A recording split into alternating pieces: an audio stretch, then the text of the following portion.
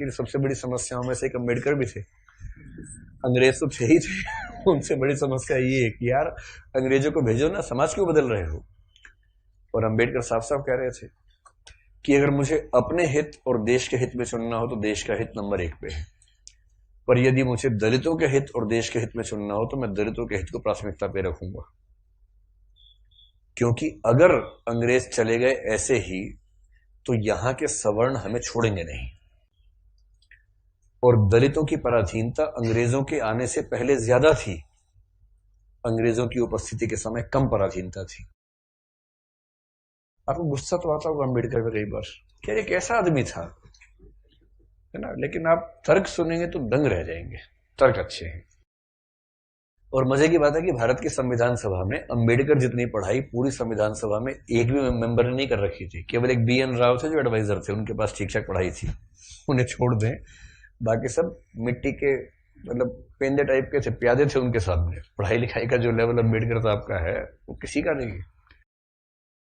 तो कुछ लोग मैंने देखा कि सवर्ण मानसिकता के कुछ लोग अम्बेडकर को देशद्रोही घोषित करना चाहते हैं इन्हीं कथनों से कि दलित प्रश्न और देश के प्रश्न में दलितों को प्राथमिकता दूंगा तो बुरा मान जाते हैं। और उन्हीं से आप पूछो कि अगर हिंदू का प्रश्न हो और देश का प्रश्न हो, किसी प्राथमिकता दोगे तो हिंदू, हिंदुस्तान है, मजाक समझते हो तो हिंदुस्तान है बोलते हैं, हिंदुस्तान है। मुसलमान तो आए हैं, जा भी सकते हैं, लेकिन हिंदुस्तान है।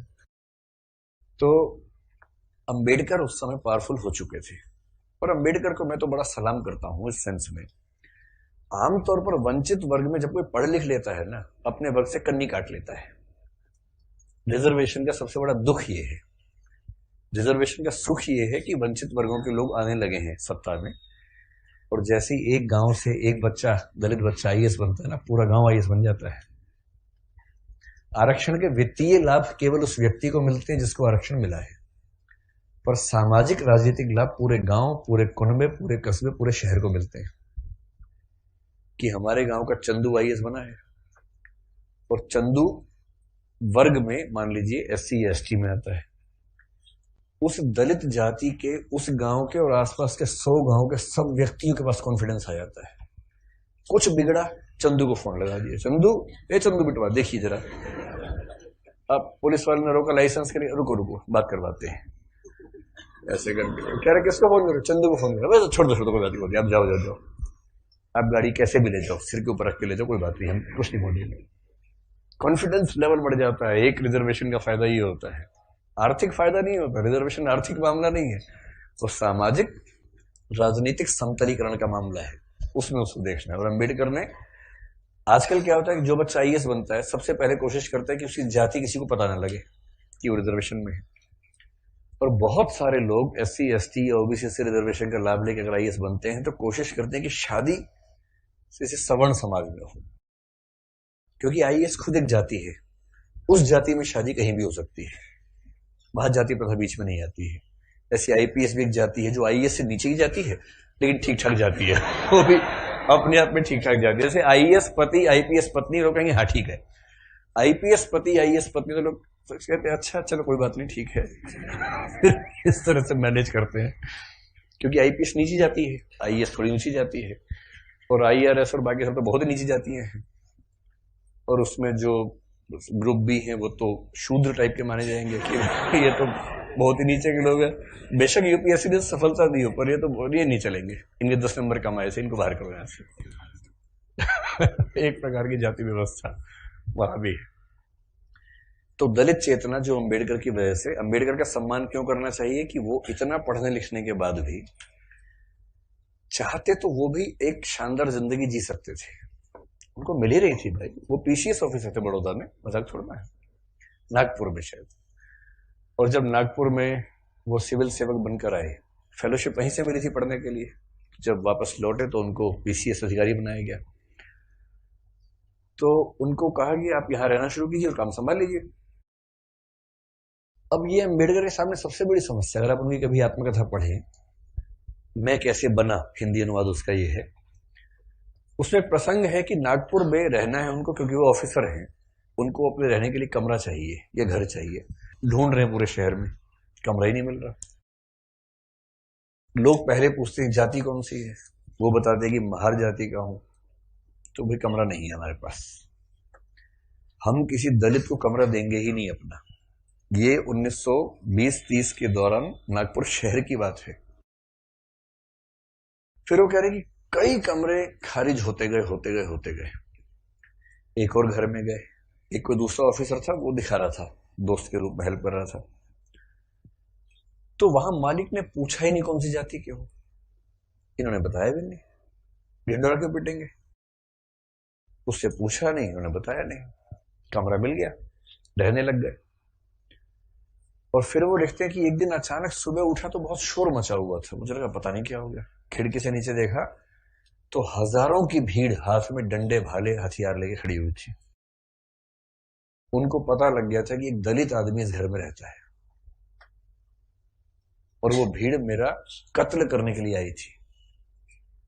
और उसके बाद कुछ दोस्तों की मदद से पता नहीं पीछे के दरवाजे से कहां से किसी तरह से उनकी जान बचा के भगाया गया उनको। इस दौर से वो गुजरे थे। ये उसी देश की बात चल रही है, सारे जहां से अच्छा हिंदुस्तान हमारा, हम बुलबुलें हैं इसकी, ये गुलसिता हमारा, उसी की बात चल रही है।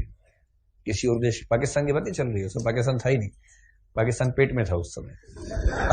अभी हुआ नहीं था, मतलब होने वाला था, अभी नहीं हुआ था। तो उस देश की बात है। और जब वो स्कूल में पढ़ते थे तो स्कूल में पढ़ते इसलिए थे कि उनके पिता सरकारी नौकरी में थे, तो थोड़ा सा ठीक स्थितियां थी उनकी, इसलिए स्कूल में एडमिशन मिल गया। पूरे स्कूल में एक दलित बच्चा था बस, B.R. अम्बेडकर, बस, बाकी सब सवर्ण बच्चे थे। अब दलित बच्चा कैसे हैंडल करे, वो पानी पीने जाएगा, पानी को छू देगा, पानी पवित्र हो जाता है, उसमें हीलियम आ जाता है हाइड्रोजन की जगह। उसके बाद जैसे दलित बच्चा छूएगा हाइड्रोजन के गुण बदल जाएंगे उसमें। तो एक व्यवस्था थी कि भाई पानी पीने की एक जगह थी सबके लिए, एक अलग से मटका था अम्बेडकर के लिए, अलग से रखते थे दूर, उनको वहीं पीना है और मटके को हाथ नहीं लगाना है। अब कभी कभी क्या हुआ, कई बार ऐसा हुआ कि जो आदमी पानी की व्यवस्था करने के लिए तैनात था वो छुट्टी पे चला गया, एक दिन 2 दिन आया ही नहीं। अब इसको प्यास लग रही है, बाकी बच्चों के पास पानी पीने को, उसको पानी पीने को नहीं है। कई ऐसे दिन गुजारे स्कूल में जब उनको पीने को पानी मिलता ही नहीं था। चेतना ऐसे बनती है, ये सब झेलने के बाद बनती है। इसलिए जब आप हरिजन गाथा कविता पढ़ेंगे तब समझ में आएगा कि वो किस दौर से, किस स्थिति से गुजर के वो विचार बनते हैं। और अभी एक अदम गौंडवी की कविता है, वो भी हरिजन के गांव जैसा कुछ नाम है, उसको भी पढ़ेंगे, हम जिक्र करेंगे आगे चलकर, तब समझ में आएगा। ये सब मैं इसलिए कह रहा हूं कि इतिहास के नेताओं को सीधे खारिज करना बहुत आसान होता है। जब आप उनकी स्थितियों को समझेंगे, उनके विचार कैसे बने समझेंगे, तब उनका महत्व समझ में आता है। अंबेडकर का बड़प्पन यह है कि बहुत अच्छी स्थितियों में जाने के बाद, इंग्लैंड में, अमेरिका में पढ़ने के बाद, वहां भी टॉप करने के बाद, वो चाहते तो वहीं किसी विश्वविद्यालय में प्रोफेसर बन सकते थे और धूमधाम से जिंदगी गुजार सकते थे, पर उन्होंने चुना संघर्ष का रास्ता। लौट के आए, संघर्ष किया और अपने साथ साथ अपने पूरे समुदाय की मुक्ति का रास्ता चुना। और जितने सफल हुए, उतना सफल होना एक जिंदगी में आसान भी नहीं होता। जितने वो सफल हुए उन्होंने काफी कुछ कर भी दिया। अब उस अंबेडकर का तेज 1936 में फैल चुका था। महात्मा गांधी बहुत दुखी है। महात्मा गांधी घोर वर्ण व्यवस्था के समर्थक आदमी थे, इतने पक्के रूढ़िवादी थे इस मामले में। मतलब महात्मा गांधी के प्रति मेरा सम्मान उतना ही जितना अंबेडकर के प्रति है, पर इस मामले में वो बहुत ही दकियानूसी किस्म के व्यक्ति थे। अपनी एक किताब हिंदू धर्म में लिखा है उन्होंने कि वर्ण व्यवस्था उतनी ही नैसर्गिक और प्राकृतिक व्यवस्था है जितना न्यूटन का गुरुत्वाकर्षण का नियम। ये महात्मा गांधी का वाक्य है, किसी और का वाक्य नहीं है। इसलिए उनके पेट में खलबली मची हुई थी कि अंबेडकर बीच में कैसे आ गया। अंत में अम्बेडकर बोले, महात्मा जी हमने बहुत ट्राई कर लिया कि हिंदू धर्म में रह के चीजें ठीक कर लें, हो नहीं पा रही, हम हिंदू धर्म छोड़ रहे हैं। अब महात्मा गांधी परेशान। उनके लिए भारत से ज्यादा महत्वपूर्ण हिंदू धर्म है महात्मा गांधी के लिए, गीता, वो सब, उनका तो वैष्णव परंपरा, वो सब विचार ज्यादा थे। 1937 में कहते हैं कि अंबेडकर ने घोषणा कर दी कि मैं हिंदू धर्म छोड़ रहा हूं। महाराष्ट्र में अनाउंस किया एक सभा में, और उस सभा में सीधे कहा कि देखो भाई लोगों, मैं हिंदू पैदा हुआ इस पर मेरा बस नहीं था, पर मैं हिंदू के रूप में ना मरूं इस पर मेरा बस है। और मैं हिंदू के रूप में नहीं मरूंगा। उस समय खलबली मची कि वो हिंदू धर्म छोड़ रहे हैं, शायद सिख धर्म अपनाने की बात उस समय थी उनके दिमाग में। और महात्मा गांधी ने बहुत समझाया कि देखो अम्बेडकर, नहीं ना, ऐसे नहीं करते। महात्मा जी का मार्ग एकदम अलग है। अम्बेडकर कह रहे हैं कि अगर मैं इस घर में पैदा हो गया तो मैं क्यों जिंदगी भर सफाई का काम करूं। महात्मा गांधी कह रहे हैं नहीं, गहराई में सोचो, इस घर में पैदा क्यों हुए, ये सोचो। ये उसका डिजाइन है, उसने जानबूझ के पैदा किया क्योंकि तुम्हारे अंदर सफाई के ही गुण हैं। अम्बेडकर कह रहे तो दलित पढ़ेगा नहीं, नहीं पढ़ेगा, पढ़ो लिखो, एमए करो, पीएचडी करो, लेकिन उसके बाद काम वही करना है, सफाई का ही। ये थे राष्ट्रपिता जी। चाचा जी आजकल है, ये सेकंड राष्ट्रपिता बनने वाले हैं मोदी जी, जिस मूड में चल रहे हैं अभी। हो सकता है जल्दी घोषणा हो कि भारत के अब 2 पिता हैं, और छोटे पापा बड़े पापा, फिर हम ऐसे करेंगे।